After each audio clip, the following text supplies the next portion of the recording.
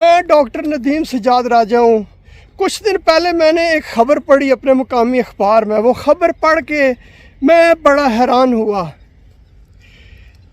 جو ممبران اسمبلی ہوتے ہیں، چاہے وہ قومی اسمبلی کے ممبر ہوں یا صوبائی اسمبلی کے ممبر ہوں، وہ مرکزی اور آپ یہ کہیں کہ قومی اور صوبائی سطح کے لیڈر ہوتے ہیں۔ آپ یہ پہلے خبر ذرا دیکھ لیں، پڑھ لیں، پھر میں آپ سے بات کرتا ہوں۔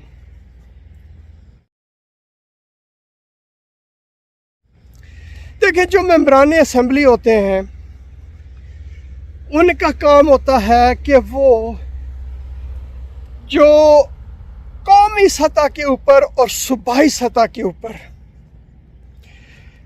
جتنے بھی محکمے ہوتے ہیں، جتنے بھی ڈپارٹمنٹ ہوتے ہیں، ظاہر ہے ہر ایک بندے کی ڈیوٹی لگی ہوتی ہے کہ وہ کسی ایک محکمے کا انچارج ہو، وہ وزیر ہوگا یا پارلیمانی سیکرٹری ہوگا یا کسی اور کمیٹی کا ممبر ہوگا، کہ وہ کسی ڈپارٹمنٹ میں، کسی شعبے میں انقلابی تبدیلیاں لے کے آئیں جس سے ملک و قوم کو فائدہ ہو۔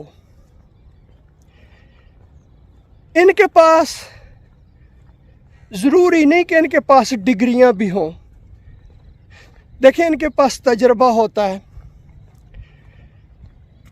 ممبران اسمبلی رہے ہوتے ہیں، پھر یہ پڑھتے ہیں، قانون پڑھتے ہیں، اسی طرح جس محکمے کے اگر وزیر ہوں، پارلیمانی سیکریٹری ہوں یا کسی کمیٹی کے ممبر ہوں تو وہ رپورٹیں پڑھتے ہیں۔ پھر ایک انسان میں تجسس ہوتا ہے کہ میں یہ دیکھوں کہ یہ منسٹری کیسے جو ہے یہ چل رہی ہے، اس میں کیا کیا ہوتا ہے۔ پھر یہ ذہین لوگ ہوتے ہیں، ظاہر ہے جو 6 لاکھ بندوں 10 لاکھ بندوں کی نمائندگی کر رہا ہے تو اس میں اللہ تعالیٰ نے خصوصیات تو رکھی ہیں، کتنے لوگوں میں اس میں دی ہوئی ہیں، اس میں خوبیاں ہیں، جو اتنے لوگوں کی وہ نمائندگی کر رہا ہے، تو دماغ تو ان کے پاس ہوتا ہے۔ تو ان کو یہ جو دماغ ہے یہ ملک و قوم کی بہتری کے لیے اور تبدیلیاں لے کے آنے کے لیے، کیونکہ دیکھیں اگر آپ ایک جگہ ٹھہر جائیں تو آپ کی ترقی کا عمل جو ہوتا ہے وہ رک جاتا ہے، آپ کے کوئی بھی شعبہ ہو۔ آپ یہ دیکھیں کہ اس میں یہ خبر جو میں نے آپ کو ابھی بتائی ہے، اس میں بجائے اس کے کہ حکومت ان ممبران اسمبلی کی صلاحیتوں سے فائدہ اٹھائے تو ان کو کس کام پہ لگا دیا ہے۔ یہ جو راولپنڈی ڈسٹرکٹ کی کمیٹی کے انجینئر صاحب کو چیئرمین بنایا ہے، ان انجینئر صاحب کو صنعتوں کا انچارج بنائیں، اس میں دیکھیں کہ برآمدات میں کس طرح اضافہ کیا جا سکتا ہے، کون کون سی نئی صنعتیں لگائی جا سکتی ہیں جس سے ملک و قوم کو فائدہ ہو، کون سی انقلابی تبدیلیاں لے کے آئیں کہ ہماری زراعت بہتر ہو، کس طرح ہمیں زیادہ ریونیو جو ہے وہ اکٹھا ہو اور ان کو اچھے اچھے منصوبوں پہ خرچ کیا جائے۔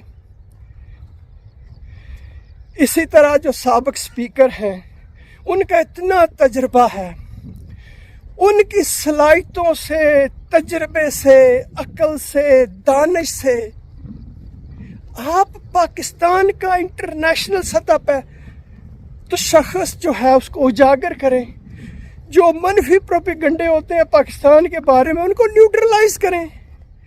تو آپ نے ان لوگوں کو اس پر لگا دیا ہے کہ جس نے آپ کو ووٹ نہیں دیا کہ پٹواریوں کو، میل ٹیچرز کو، لیڈی ٹیچرز کو یا بلدیہ کے ملازمین کو آپ قابو کر کے رکھیں اور کسی محکمے کو چلنے نہ دیں، کسی اسکول کو نہ چلنے دیں کہ جس نے آپ کو ووٹ نہیں دی اس کو آپ جا کے پھینکیں دور، سزا دیں تاکہ وہ آپ کے اگلی دفعہ جرت نہ کرے کہ آپ کے خلاف جاننے کی۔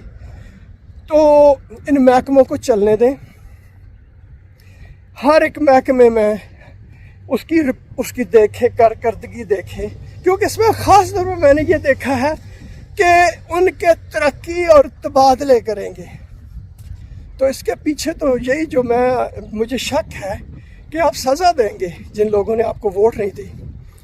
حالانکہ یہ لوگوں کا جمہوری حق ہوتا ہے کہ آپ کے حق میں ووٹ دیں، آپ کی مخالفت میں ووٹ دیں. ضروری نہیں کہ میں آپ کے نظریات سے یا آپ میرے نظریات سے متفق ہوں. ہم دونوں کی اپنی اپنی رائے ہے. آپ ان محکموں کو چلنے دیں، ان کی دیکھیں کہ اگر کوئی ٹیچر اچھا پرفارم نہیں کر رہا تو اس کی ٹریننگ کا بندوبست کریں، اس کا کورسز کروائیں. اگر کوئی پٹواری ہے وہ صحیح پرفارم نہیں کر رہا اپنے پیشہ ورانہ جو ہے اس کے جو روزمرہ کے دفتری کام ہیں، تو اس کی ایجوکیشن ٹریننگ کا بندوبست کریں. ان کو مینٹرشپ ان کو پرووائڈ کریں، گائیڈنس دیں. کچھ اسی طرح جو ہے ان لوگوں کو کام کرنے دیں. آپ ممبران اسمبلی کو گلیوں میں نالیوں میں لے کے آ جاتے ہیں، اور پھر میں نے تو یہ سارا خود دیکھا جب میں عملی سیاست میں تھا کہ کس طرح لوگ ڈرتے ہیں آپ سے کہ ووٹ نہیں دیا تو آپ ان کا دور دراز علاقوں میں ٹرانسفر کروا دیں گے، آپ ان کو پنش کریں گے، لوگوں کی پینشنیں روک لیتے ہیں.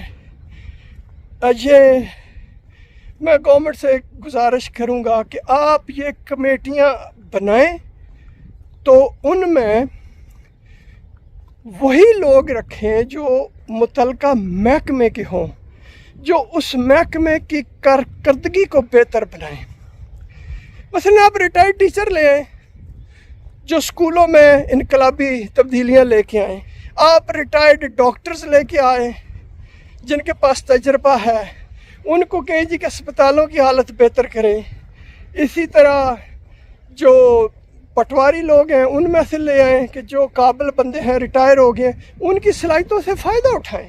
ان لوگوں کو لے کے آئیں، نہ کہ ممبران اسمبلی کو انجینئر صاحب کو کہیں کہ جی آپ نے سارے تبادلے کرنے آپ. تو میری گورنمنٹ سے یہ گزارش ہے کہ اچھا میں آپ کو ایک اور بات بتاتا ہوں. میں ڈاکٹروں کی تنظیم کا نمائندہ ہوں.